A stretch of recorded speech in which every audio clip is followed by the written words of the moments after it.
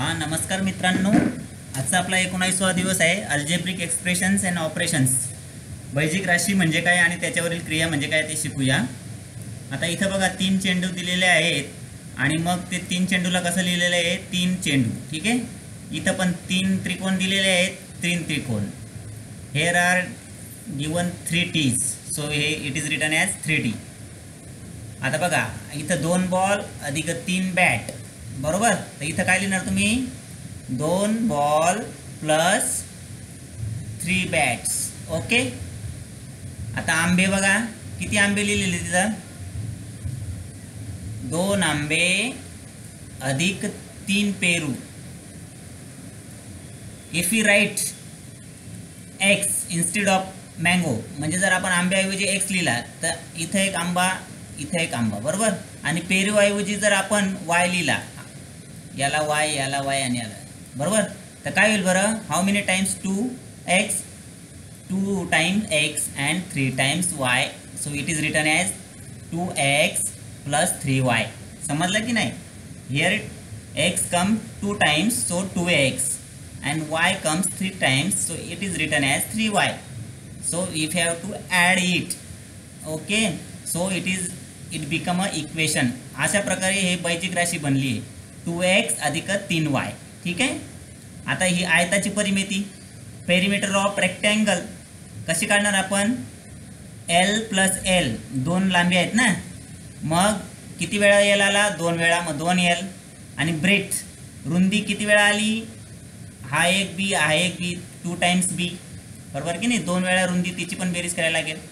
मग आपण काय केलं, आता याच्यातला 2 कॉमन काढलेला आहे इथं बाहेर, मग कंसामध्ये कोण उरेल, याच्यातला 2 बाहेर काढला तर इथं एल उरला, आणि याच्यातला पण 2 बाहेर आपण काढलेला आहे कॉमन म्हणून बी उरला, म्हणजे 2 × l plus B. This is also one equation, algebraic equation, बरोबर. मग आता आपण जे बघितलं आहे 3t, 2x plus 3y, 2 × l plus बी, हे अल्जेब्रिक एक्सप्रेशन आहेत, बैजिक राशी आहेत. आणि या बैजिक राशीमध्ये जे आपल्याला दिसत आहेत की नाही अक्षरं, टी, वाय, एल, बी, एक्स, हे सर्व इंग्रजी अक्षर आहेत ना, त्यांना म्हणतात व्हेरिएबल्स, चलपदे. मराठीत त्याला चलपदे, इंग्लिशमध्ये व्हेरिएबल्स म्हणतात. ठीक आहे. मग अक्षर आणि अंक यांचं जर काय बनते, अल्जेब्रिक एक्सप्रेशन बनतात, बैजिक राशी बनत असते. ठीक आहे. Next slide. Now let's see what is mean bye coefficient and variables. समजा ही एक बैजिक राशी आहे, बरोबर की नाही. हे एक पद आहे, त्या पदामध्ये अंक जर आला त्याला म्हणायचं कोफिशियंट, आणि जर अक्षर असतील त्याला म्हणायचं व्हेरिएबल्स. 2 व्हेरिएबल्स आले इथं, एम आणि एन. ठीक आहे. आणि मराठीत त्याला म्हणतात, अंक आले तर त्याला सहगुणक म्हणायचं, आणि जर अक्षर आली तर त्याला म्हणायचं चल. काय म्हणायचं, चल. इथं 2 चल आलेत. इथं पण बघा अंक जो आहे ना, -9, हा झाला सहगुणक, आणि त्याची चल कोणकोणती आहेत, एक्स आणि वाय. ठीक आहे. इथं एक्स रेस टू 2, एक्सचा घातांक 2, वायचा घातांक 3 असं लिहायची नाही, फक्त ते एक्स आणि वाय एवढेच त्याची चल आहेत. In the English -9 is coefficient and these x and Y is variables. Okay. Here 5/6 rational number आहे, परिमेय संख्या, हे सहगुणक आहे आणि पी त्याचा चल आहे. 5/6 is the rational number, is coefficient and p is its variable. Here a, आता इथं फक्त a दिसतोय, बरोबर की नाही, पण नेहमी त्याचा सहगुणक 1 असतोच. तिथं 1 तुम्हाला जर विचारला, किती 1 आहेत, किती a, 1 वेळा a, नुसता a लिहिलाय म्हणजे तो 1 वेळा a. समजलं. किती वेळा आला आहे, 1 वेळा, म्हणून 1 सहगुणक झाला आणि त्याचा चल काय झाला, a. समजलं. इंग्रजी हे त्याचं इंग्रजी अक्षर म्हणजे व्हेरिएबल्स झालं. आणि किती वेळा आहे, 1 वेळा. जरी लिहिलेला नसतो तरी तो अज्युम असतो त्याचा. ठीक आहे. अंडरस्टँडिंग आहे आपली की 1 असतोच, 1 a म्हणजे 1 a. ठीक आहे. आता आपण बघणार आहोत स्वरूप पदे म्हणजे काय आणि भिन्न रूप पदे म्हणजे काय, like terms and unlike terms. ठीक आहे. बघा त्याचं जे आपण चल बघितलं ना, सारखे चलवाले असतील ना तर त्याला म्हणायचं स्वरूप पदे. आता बघा 2x 5x हे स्वरूप पदे आहेत. आणि हे जरी याचं ही परिमेय संख्या राहिली 2/3, पण त्याचं आपलं हे जे आहे चल जे आहे ते सारखं आहे की नाही, x म्हणून ही सगळी ही तिघं काय झाली, स्वरूप पदे झाली. तसंच हे पण 2 पद आहेत, बरोबर की नाही. हे बघा x² y Y x square, जरी मागं पुढं झाले असतील तरी पण चालतं, गुणाकारात आपण मागं पुढं लिहू शकतो. ठीक आहे, म्हणून एक्स स्क्वेअर वाय सारखे झाले की नाही. आपल्याला हे सहगुणक जरी वेगळा राहिला तरी त्यांचे काय सारखे पाहिजे, चल सारखे पाहिजे. मग चल सारखे असणारे राहिले लाईक टर्म्स, आणि चल जर डिफरंट राहिलं, आता एक बघा याचं चल काय आहे एक्स वाय, याचं चल काय आहे वाय स्क्वेअर, हे सर्व भिन्न रूप आहेत, बरोबर की नाही, भिन्न रूप पदे आहेत. What is mean by like terms, there variables are equal variables, X X X, बरोबर. The terms having equal variables are like terms here like this, x square y and y x square, these are the same, बरोबर की नाही. आपण काय 5 गुणिले 7 करून 7 गुणिले 5 करू, सारखंच उत्तर येतं की नाही गुणाकार करताना. मग ते पुढं मागं लिहिलं तरी काय फरक पडत नाही. एक्स स्क्वेअर वाय आहे ना, इथं पण एक्स स्क्वेअर वाय आहे बघा, वाय एक्स स्क्वेअर म्हणजे एक्स स्क्वेअर वाय. ठीक आहे, म्हणजे हे झाली लाईक टर्म्स, आणि यांचे सगळ्यांचे डिफरंट आहे बघा. याचा कोफिशियंट काय आहे, सॉरी कोफिशियंट नाही, व्हेरिएबल्स एक्स वाय, याचं व्हेरिएबल काय आहे वाय, आणि याचं व्हेरिएबल काय आहे एक्स वाय झेड, वेगवेगळी आहेत की नाही, म्हणून अनलाईक टर्म्स, हे लक्षात ठेवायचं. ठीक आहे, व्हेरिएबल वेगळं राहिलं म्हणजे ते अनलाईक टर्म्स, आणि सारखे व्हेरिएबल राहिलं तर म्हणायचं लाईक टर्म्स. ठीक आहे, आता आपण बघणार आहोत बैजिक राशींचे प्रकार, टाइप्स ऑफ अल्जेब्रिक एक्सप्रेशन्स. हे बघा, त्याच्यामध्ये एकच पद राहिलं तर म्हणायचं एक पद राशी. हे बघा 4x, एकच पद आहे की नाही.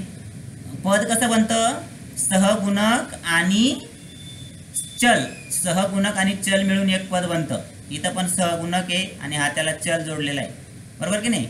आणि इथं कधी कधी नुसतं इथं फक्त सहगुणक आहे पण चल नाही, तरी ती एक पद राशी झाली. ठीक आहे, इथं पण बघा, इथं ही एक राशी आहे आणि हे एक पद आहे, बरोबर की नाही. म्हणजे काय झालं, दोन पदं झाली की नाही. इथं हा सहगुणक त्याचा चल, हा सहगुणक हा त्याचा चल, बरोबर.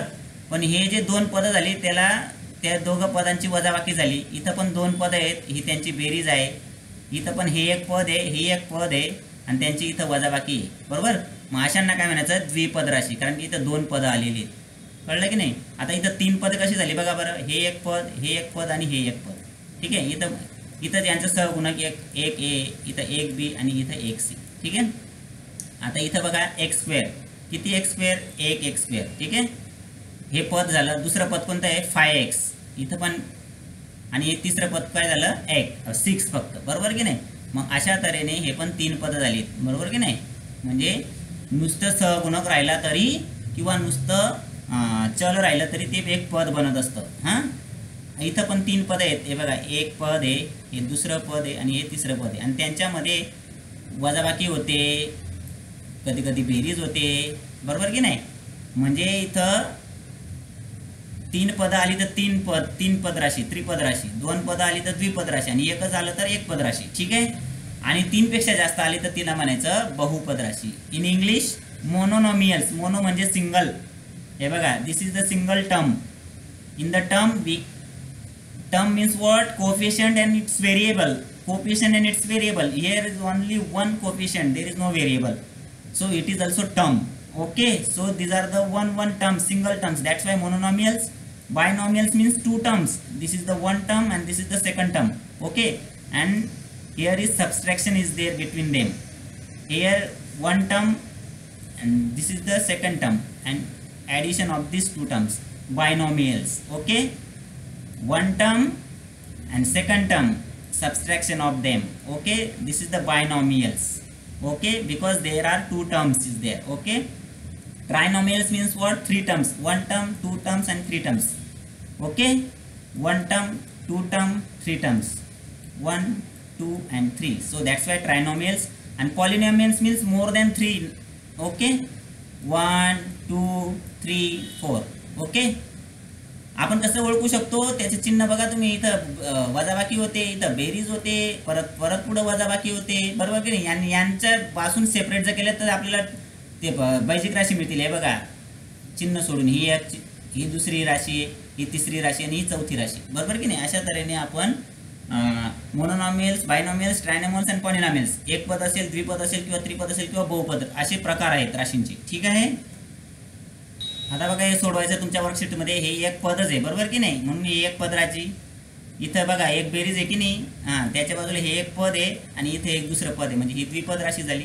आणि इथं बघा बेरीज आहे, इथं वजाबाकी आहे. आणि जर तुम्ही ते बेरीज वजाबाकी सोडून मोजले, हे एक टर्म हे इथं बेरीज होते, इथं वजाबाकी होते. मग ते बेरीज वजाबाकी जर सोडलं आपण, बेरीजच्या आधी हे एक टर्म आहे, ही पहिली राशी, दुसरी राशी आणि तिसरी राशी, बरोबर की नाही. म्हणजे 3 राशी आहेत तर काय झाली, त्रिपद राशी. ओके की नाही. Trinomials, this is the binomial and this is the monomials. आता इथं जरी वेगवेगळे बापरे इथं 4 दिसत आहेत, तर मग कसं काय सिंगल. बघा त्याच्यामध्ये काही मला सांगा, या सगळ्यांमध्ये गुणाकार होतोय, बस प्लस मायनस व्हायला पाहिजे, ठीक आहे ना. ॲडिशन किंवा सबस्ट्रॅक्शन चिन्ह पाहिजे. इथं काला मला सांगा बेरीज किंवा वजाबाकी आली का, नाही. याच्या मिळवायला काहीच नाही. म्हणजे हे एक सिंगल आहे, म्हणजे हे काय झालं, हे त्याचं सहगुणक आहे आणि तिथं 3 चल आलेले आहेत x Y Z. This is the coefficient and here comes 3 variables, but it is a single term, बरोबर की नाही. याच्या व्यतिरिक्त दुसरा टर्म नाही आहे. जर मी इथं प्लस 2y केलं असतं ना, तर मग आता मात्र ही द्विपद झाली असती, बायनॉमियल झाली असती, बरोबर की नाही. परंतु इथं काहीच नाही केलेलं आहे. या राशीमध्ये काही ॲडिशन केलं आहे का, इथं जसं दुसऱ्या ह्याच्यात बघा, हे 6y मध्ये ॲड केलं आहे की नाही, हा बेरीज केली की नाही 9z ची, या 6y मध्ये 9z मिळवलेला आहे.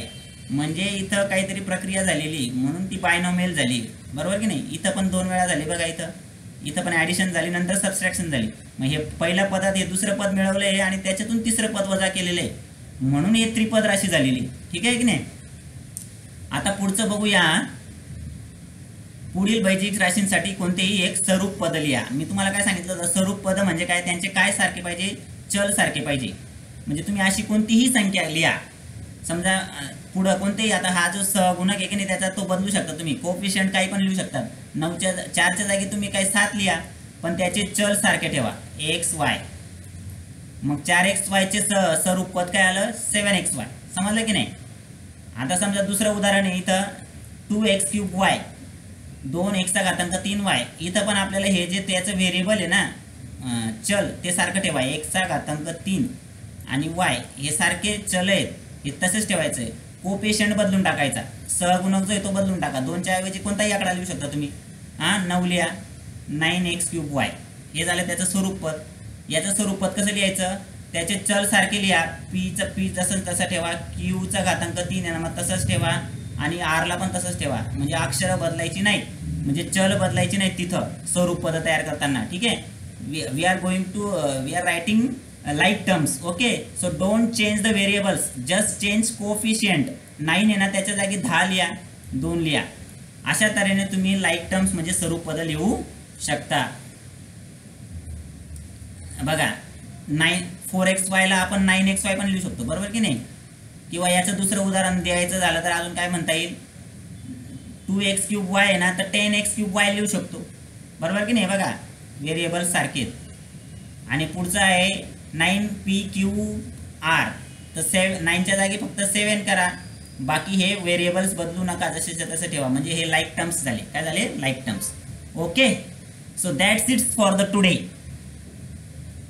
आणि जर तुम्हाला व्हिडिओ आवडत असेल तर मित्रांना शेअर करा, 8वीच्या पोरांना बाकीच्यांना शेअर करा, व्हिडिओ जाऊ द्या. कारण की आपल्याला आता नंतर शाळेत आता कदाचित नेक्स्ट मंथमध्ये आमच्या डिजिटल बोर्ड येणार आहे शाळेमध्ये. तर जर जास्तीत जास्त सबस्क्राईब झाले ना, तर लाईव्ह स्ट्रीमिंगचं ऑप्शन मिळायला पाहिजे. अजून आलेलं नाही, मला लाईव्ह स्ट्रीमिंग करता येत नाही, त्याच्यामुळे PPT बनवून मग थकलो.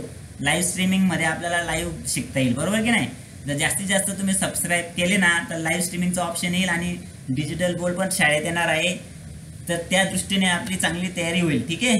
तोपर्यंत आपण आता काय करूया, ही मशागत तयार करून ठेवूया. हां, तोपर्यंत आपण हे ब्रिज कोर्स शिकूया. ब्रिज कोर्स झालं ना, तर मग आपण आपले रेग्युलर लेक्चर सुरू होतील. Okay, so like, share and subscribe. Bye bye, take care.